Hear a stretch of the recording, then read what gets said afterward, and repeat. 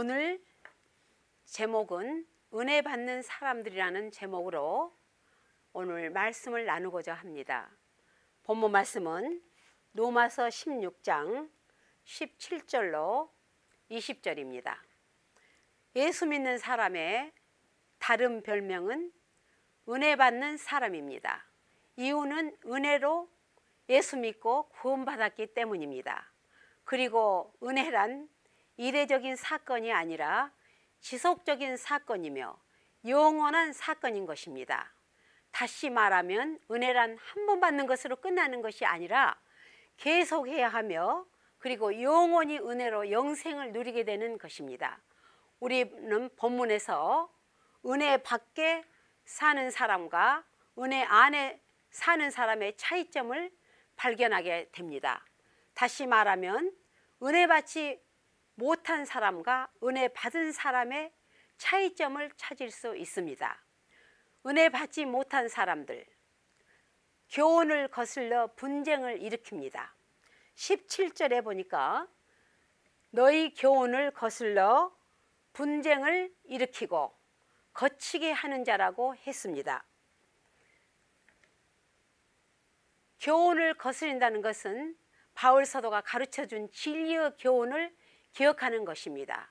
그리고 분쟁을 일으키고 거치게 한다는 것은 교회 안에서 평화와 통일을 깨뜨리고 다른 사람의 신앙에 방해가 된다는 것입니다. 이 세상에는 세 종류의 사람이 있습니다. 그것은 꼭 필요한 사람, 있으나 마나한 사람, 있어서는 안 될 사람입니다. 사회 공동체나 교회 공동체 안에서 있으나 마나한 사람이 된다든지 또 있어서는 안 된 사람이 된다는 것은 너무나 불행이고 비극입니다. 이대한 사람은 못 되더라도 필요한 사람이 되어야 합니다. 그리고 평화를 만들지는 못해도 이미 평화를 깨트리는 사람은 되지 말아야 하는 것입니다. 다른 사람을 교회로 이끌지는 못하더라도 이미 있는 사람에게 상처를 주거나 가시를 되어서는 안 된다는 것입니다. 주님은 산산보훈에서 화평케 하는 자는 복이 있다고 하셨습니다. 즉 화평을 만들고 지키는 자들에게 복이 있다는 말씀인 것입니다. 주경학자 베이컨은 분쟁이 난 이유 이하를 떠나 바람직한 행동이 아니라면서 다음과 같이 말했습니다. 독일 군대가 프랑스 군대를 포위하고 쳐들어올 때 프랑스는 왕당파와 공화파가 서로 싸움을 벌이고 있었습니다. 결과는 전쟁에 졌습니다. 러시아가 콘스탄티노플을 공격하고 있을 때 자유당과 보수당은 정치 싸움에 빠져 제정신을 차리지 못하고 있었습니다. 수리아의 대군이 호시탐탐 침략의 기회를 엿보고 있을 때 유다와 이스라엘은 서로 다투고 있었습니다. 그러다가 남북 왕조가 차례로 멸망했다고 했습니다. 은혜를 받지 못하면 평화를 깹니다. 우리 조국 대한민국을 보세요. 2조 말기에 명성황후와 대영권이 얼마나 싸웠습니까? 결국은 일본에서 그 약점을 노리고 조선 땅을 36년 동안 통치하지 않았습니까? 가정의 화목을 깨고 교회의 화평을 깹니다. 그리고 하나님과 화목도 깨버립니다. 분쟁하는 마음, 거스리는 행동, 이런 사람은 은혜 받지 못한 사람입니다. 주를 섬기지 않습니다. 18절에 보면 이 같은 자들은 우리 주 그리스도를 섬기지 아니하고 다만 자기의 배만 섬기나니 라고 했습니다. 그가 그리스도인이나 아니냐는 판단할 수 있습니다. 그가 신앙이 깊으냐 얕으냐 하는 것은 그리스도를 얼마만큼 섬기느냐로 결정할 수 있기 때문입니다. 주님을 높이고 주님을 섬기는 사람이 그리스도인인 것입니다. 반대로 주를 섬기지 않고 사람들이 하는 짓은 자기 배만을 섬긴다는 것은 이건 빌립보서 3장 19절을 보면 저희의 마침은 멸망이요 저희의 신은 배요 그 영광은 저희의 부끄러움에 있고 땅의 일을 생각하는 자라고 했습니다. 이 구절을 역시 하나님을 따라 배를 신으로 섬기는 사람들의 행위를 지적하고 있는 것입니다. 신체 구조를 볼 때 배는 개인 차이는 있겠지만 신체의 중간에 위치하고 있습니다. 그 배를 중심으로 윗부분을 생각하는 구조가 밀착되어 있는데 아랫부분은 배설하고 움직이는 구조들이 밀집되어 있고, 그리고 또 흔히 우리가 배라고 부르는 인체 부분 속에는 이장, 소장, 대장, 신장 등이 자리 잡고 있습니다. 그리고 그 장기들은 윗부분에서 먹을 것을 공급해 줄 때에 제 기능을 발휘할 수 있는 것입니다. 그리고 그 뱃속에는 칼로리를 공급하고 배설을 하는데, 그런데 어리석고 은혜를 떠난 사람들은 그 배를 신으로 섬기고 있는 것입니다. 배를 섬긴다는 것은 쾌락주의와 욕심, 물욕, 정욕을 의미하는 것입니다. 다시 말하면 배를 섬긴다는 것은 배금주의를 말하는 것입니다. 스위스 화폐에는 4가지의 종류로 구분이 되어 있습니다. 50프랑짜리에는 온 식구가 가손해서 수확하는 그림이 그려져 있습니다. 그것은 정당한 노동의 대가로 돈을 얻으라는 뜻입니다. 100프랑짜리에는 군인인 크리스천 마르치가 자기 말에서 내려서 가난한 사람들에게 자기 애투를 벗어주는 그림이 들어가 있습니다. 이것을 가진 모든 돈으로 남을 위해서 멋지게 쓰라고 되어 있는 것입니다. 낭비에 빠지면 결국 죽고 만다는 것을 교훈하고 있는 것입니다. 미국 돈에는 우리는 하나님을 신뢰한다고 되어 있습니다. 이 trust God이라는 말이 들어가 있습니다. 돈으로 죽음의 춤을 추고 죽음의 토각을 마시는 데 쓰면 안 된다는 것입니다. 거울도 유리이고 창유리도 유리창입니다. 창유리로 밖을 내다보면 하늘이 보이고 산이 보이고 강이 보이고 모든 풍경이 다 보입니다. 그러나 거울을 들여다보면 다만 자기밖에 보이지 않습니다. 이 이유는 간단합니다. 거울 뒷면에 수온을 입혔기 때문인 것이죠. 욕심으로 뒷면을 입히면 보이는 게 없습니다. 은혜를 못 받으면 자기 배를 신의로 섬긴다는 것입니다. 가진 돈으로 자기만을 위해서 씁니다. 놀러 다닙니다. 허황방탕합니다. 여행 다닙니다. 몸치장합니다. 살림치장합니다. 음식 먹는데 다 써버립니다. 오직 나밖에 안 보이는 것입니다. 그러나 은혜를 받으면 이웃이 보이고 세상이 보이고 그리고 하나님이 보입니다. 그래서 이웃과 사회와 하나님을 위해 쓸 수가 있는 것입니다. 우리는 정말 가난한 이웃을 위해서 무엇을 해줄 수 있는지 우리가 정말로 기도하면서 밥 한 그릇이라도 나눌 수 있는 저희들이 되어야 됩니다. 한 예를 들겠습니다. 어떤 집사님이 예수님을 만나기를 그렇게 간절히 기도를 했습니다. 교회를 가면 모든 교인들이 나는 기도하면서 예수님을 만났다, 환상 중에 보았다, 꿈에 봤다는데 자기는 예수님을 만날 수가 없습니다. 그래서 어느 날은 계속 기도를 하는데 어느 추운 겨울날 정말 옷을 남나게 입은 거지가 밥 한 숟갈 달라고 초인종을 눌렀습니다. 그런데 그 집사님은 문을 탁 닫아버리면서 우리 집에 들어오면 집도 더럽히고 우리 집에서는 줄 것이 없으니 가라고 이렇게 해서 내몰아버립니다. 그 다음에 또 모든 교회를 가면 다 예수님을 환상 중에 만나고 또 꿈에 만났다고 또 그놈을 물고 예수님 나를 한번 만나주세요. 다 모든 집사람들이 예수님을 만났다는데 나는 어찌 못 만납니까? 이렇게 얘기를 합니다. 그러나 또 그 거지가 3번을 똑같은 모습으로 왔습니다. 그러나 밥 한 숟갈 줄 생각도 하지 않습니다. 그런데 어느 날 꿈을 꿨는데 그 거지가 다시 나타나서 네가 간절히 찾는 그 예수가 바로 내가 거지 모습으로 너희 집을 갔는데 너는 나에게 밥 한 숟갈을 주지 않는 그런 정말로 사람이었다. 네가 이웃을 사랑하고 이웃을 나눠줄 수 있는 그런 사람이 되라는 그 꿈을 꾸고 벌떡 일어나서 그는 자기가 가진 것을 가난한 이웃을 위해서 나눴다는 이야기가 있습니다. 자, 우리가 이 순진한 사람을 정말 우리가 어떨 때는 악한 사람은 꼬이고 있습니다. 18절 하반절을 보면 공교하고 아첨하는 말로 순전한 자들의 마음을 미혹하느니라고 기록되어 있습니다. 아름다운 고충일수록 독이 있고 아름다운 꽃일수록 독가시가 있고 아름답고 매끄러운 말일수록 신빙성이 없고 아름다운 여자일수록 거만합니다. 옛날 시골 장터의 풍경이 생각이 납니다. 장터 한 모퉁이의 약장사가 판을 벌리고 정말 거기에서 차력사가 차력 시범을 보이는가 하면 마술을 보이고 모든 가진 말로 모든 사람들을 모입니다. 이 한켠에서는 기타를 맞춰 노래를 부릅니다. 그곳으로 사람들이 꾸역꾸역 모여듭니다. 무럭무럭 목신소리로 이는 주인공이 약선전을 합니다. 그가 하는 말대로라면 병으로 죽을 사람은 한 사람도 없습니다.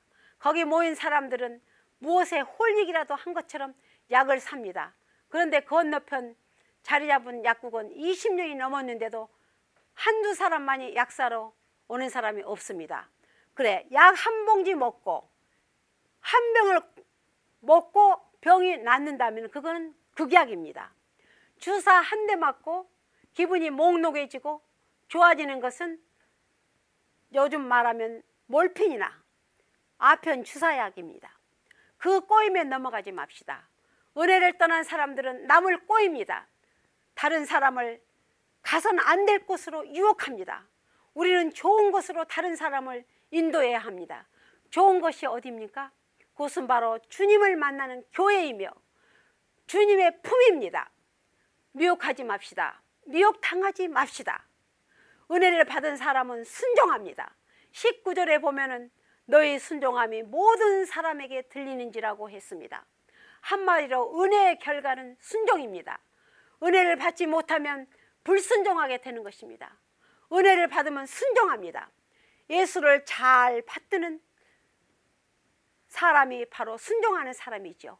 은혜를 받았느냐 받지 못하느냐 하는 것은 순종으로 판가름이 나는 것입니다.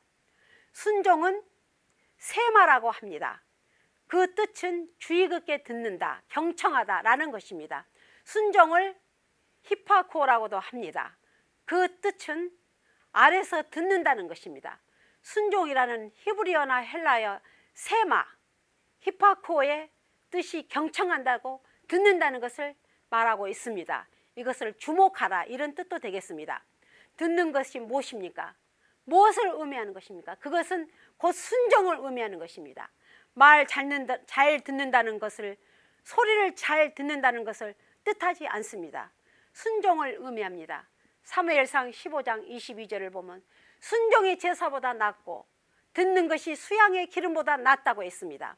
돈 많이 벌어 부자로 잘 살면서 부모님 말씀을 거역하고 자식보다, 정말로 그런 자식보다는 가난해도 부모님 말씀을 잘 듣고 순종하는 자식이 효자입니다.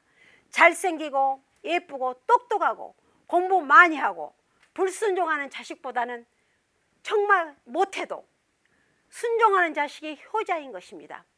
하나님의 자녀인 사람, 하나님의 은혜를 받은 사람은 순종할 수밖에 없습니다.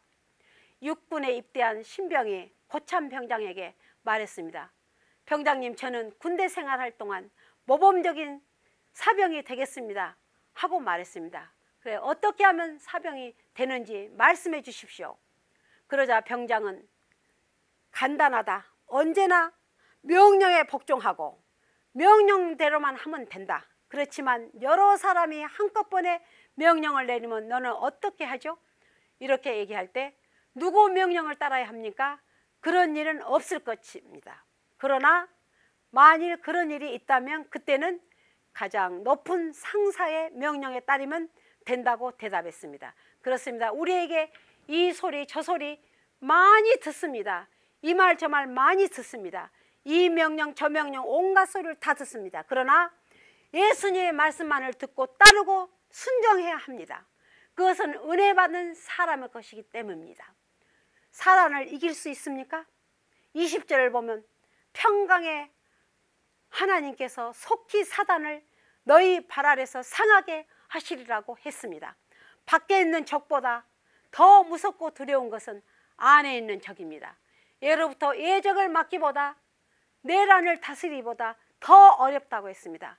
내 안에서 나를 망치고 가정을 망치고 교회를 망치고 나라를 망치고 바로 이것이 사단의 세력입니다. 사단이라는 히브리 말로 그 뜻을 대적자라고 하는 것입니다. 사단은 하나님을 대적하고 교회를 대적하고 진리를 대적합니다. 그리고 질서를 파괴하고 어지럽게 합니다. 예수님의 생애를 보면 바리새인들과 사두개인들이, 제사장들, 그 당시 기득권 세력들과 피곤한 싸움을 하셨습니다. 그러나 더 큰 싸움은 사단과의 싸움이었습니다. 사역 초기 광야에서 싸우셨고 여러 차례 귀신들과 싸우셨습니다. 그 싸움이 가장 힘든 싸움이셨다고 얘기하고 있습니다. 그러나 요한복음 16장 33절에서 주님은 말씀하셨습니다. 세상에서 너희가 환난을 당하나 담대하라. 내가 세상을 이겼노라고.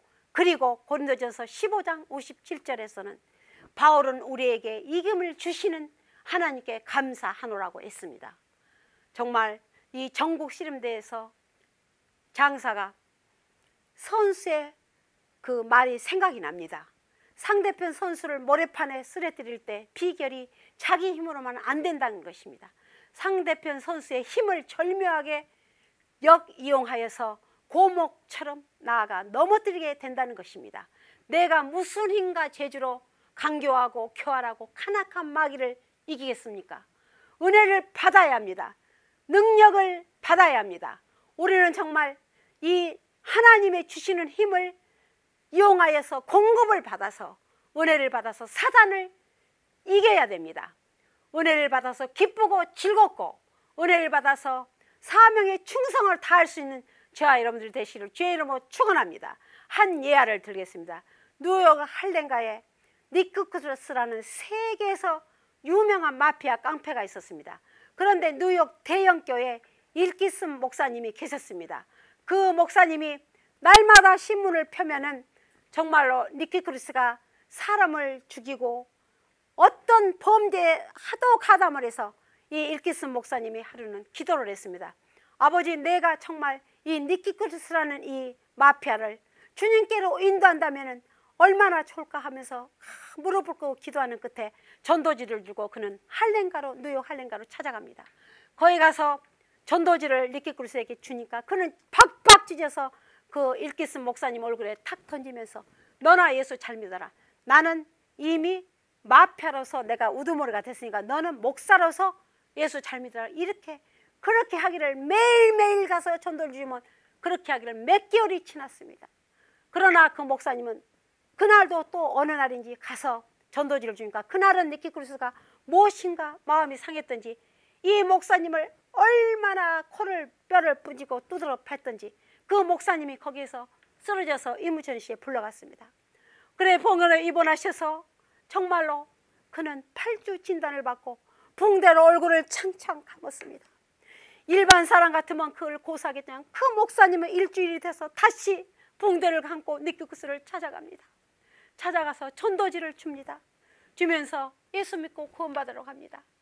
그러나 그때는 이 니키 크루스 사람인지라 그 전도지를 받아서 집에를 갑니다. 집에 가서 모든 자기 허리에 있는 권총을 풀고 무릎을 꿇습니다. 정말 하나님이 살아계십니까? 하나님이 있습니까? 있으면 나를 이 마피아에서 구원해 주세요 하고 그가 무릎을 꿇고 거기에서 주님을 만나서 은혜를 받습니다. 그래서 그 다음날 그 대형교회 일크스 목사님 교회 가서 뒤에서 그는 한없이 웁니다. 울고 예배가 다 끝나서 교인들이 다 갔는데 그 일키스 목사님 발 아래서 울면서 목사님, 저 니키 크루스 세계적인 마피아, 내가 할렘가에서 그렇게 많은 죄를 짓든 내가 여기로 왔습니다. 제가 새 사람이 되겠습니다. 그래서 일키스 목사님은 정말 잘했어 형제야 하면서 손을 잡고 얼마나 그가 열심히 예수를 믿었던지 그 모든 마피아들 깡패들 다 가서 구원시키고 너무나 열심히 해서 그는 신학을 해가지고 세계적인 분광사가 되고 세계적인 깡패들을 다 구원시키는 그런 위대한 사람이 되었단 말입니다. 우리가 예수만 믿고 은혜만 받게 되면은 정말로 우리는 새 사람이 되는 것을 믿으시기 바랍니다. 우리가 정말로 은혜 받지 못한 사람과 은혜 받는 사람에 대해서 대화를 했는데 이제는 우리가 은혜 받는 사람 되시기를 주의 이름으로 축원합니다. 하나님의 은혜가 충만하시기를 축원합니다. 하나님의 은혜가 항상 넘치시기를 축원합니다. 그 은혜로 살고 그 은혜로 일하고 그 은혜로 승리하시기를 축원합니다. 기도하시겠습니다. 사랑이 많으시고 우리의 생명이 되신 아버지 하나님, 흑암에서 강명의 길을 허락하시어 은혜를 누릴 수 있게 해주시니 감사와 영광을 올려드립니다. 예수 믿는 주의 백성들, 주의 말씀 듣고 따르며 순종하는 믿음 생활을 할 수 있도록 은혜의 은혜로 덧입혀 주시옵소서. 오늘 말씀 속에 은혜 받지 못하는 사람들과 은혜 받는 사람들의 차이점을 말씀드렸습니다. 세 종류의 사람들 중에서 꼭 필요한 사람이 되게 하여 주시옵소서. 있어서는 안 될 사람이 된다는 것은 불행한 일입니다. 은혜 안에서 사명에 충성을 다하는 저희들이 되기를 원하고 바라옵니다. 주의 백성들 정말 한 사람 한 사람 오늘 듣는 이 말씀이 은혜가 되게 하여 주시옵소서. 하늘의 신령한 복과 땅에 기름진 것으로 채워 주시옵소서. 감사하고 예수님의 이름으로 기도하옵나이다. 아멘.